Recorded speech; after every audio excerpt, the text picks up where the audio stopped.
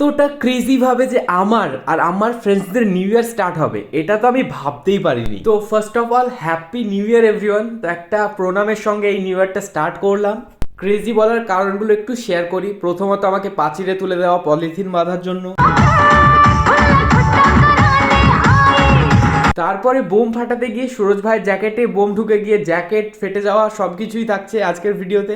আর তার সঙ্গে থাকছে হচ্ছে ক্রেজি অনেক মোমেন্টস, যেগুলো স্পয়লার দিচ্ছি না। ভিডিওটা ফার্স্ট টু লাস্ট সবটা দেখতে থাকো, তাহলে পুরোটা ক্লিয়ার হবে।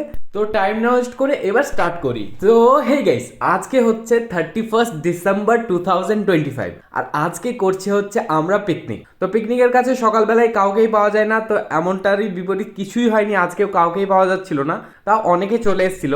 তো এবার আমাদেরকে এখানে টেন্ট লাগাতে হবে, বিকজ রাতে এখানে যা কুয়াশা পড়ে, তোমাদেরকে রাতে সিনগুলো না শেয়ার করলে বুঝতেই পারবে না। তো প্রাচীরে উঠিয়ে দিয়েছিল আমাকে, বিকজ কাউকেই পাচ্ছিল না, পলিথিনটা বাঁধতে হবে। তো ফাইনালি কেউ যখন উঠলো না, তো শেষমেশ আমাকে প্রাচীরে উঠতে হলো।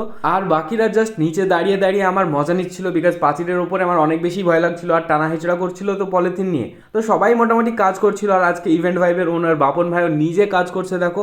আর কাজ করার সঙ্গে সঙ্গে একটা অকাজও করে নিয়েছিল, পলিথিনটা বাঁধার পরে পরেই না একটা বাঁশ দিয়ে ওটাকে ফুটো করে দিয়েছিল। তো কাজ দেখার জন্য কালু ভাই আমাদের এখানে চলে আসলো। তো ফাইনালি আমি আর কি করব, যখন পলিথিন টাঙানো হয়ে গেছে আর কেউ নেই ছেলে পেলে, তো ফাঁকা টাইমটা ভাবলাম একটু ডান্স করে নিই। তো ডান্স করছিলাম, স্টেপগুলোকে নিয়ে কেউ মজা করো না গাইস, ফার্স্ট টাইম এই সঙ্গে ডান্স করছিলাম। তো যাই হোক, ডান্স করার সময় বুঝতে পারি যে বক্সগুলো খুব জোরে বাজছে না, তাই আরেকটা বক্স অর্ডার করে আমরা বাড়ি চলে গেছিলাম। দেন আবার ফিরেছিলাম হচ্ছে সন্ধ্যাবেলায়, আর সন্ধ্যাবেলায় নিউ বক্সগুলোর যা সাউন্ড আসছিল না, সাউন্ড শুনেই মনে হচ্ছিল একটু ডান্স করে নিই। তারপরে এই সাইডে এসে দেখি ছেলেপেলে সবাই বনফায়ার জ্বালিয়ে দিয়েছে, আর দীপরা চলে এসেছিল সবাই। তো আমরা এখানে বনফায়ারে হাত শেখছিলাম, বিকজ অনেক বেশি ঠান্ডা করছিল মাঠে, আমার ফেস দেখলেই তোমরা বুঝতে পারবে। তারপরে এই দিকটা এসে দেখলাম ভেজিটেবল সব নিয়ে আসা হয়ে গেছে, আর দেখে নাও কত বেশি শপিং করেছে আজকে ছেলেপিলে। আর রাজা ভাই এখানে হচ্ছে যে সবকিছু সেট আপ করছিল জিনিসগুলোকে, তো আমরাও ভাবলাম একটু হেল্প করে দিই, তাই রসুন আদা এগুলো ছিলতে লাগলাম।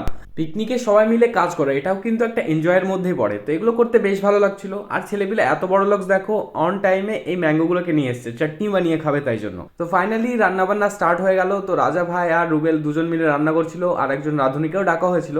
আর আমি আর কি জাস্ট এরকম করে দাঁড়িয়ে দাঁড়িয়ে রাজা ভাইয়ের ভিডিও নিচ্ছিলাম। তো ফাইনালি এখানে রান্না কমপ্লিট হয়ে গেল। তো আজকের মেনুতে ছিল হচ্ছে ফ্রাইড রাইস, আর এটা হচ্ছে লাল লাল ঝাল ঝাল মটন কষা, যেটা আমার অনেক বেশি ফেভারিট। আর ছিল পাঁপড় ভাজা আর চাটনি, আর ছিল ডাল। তো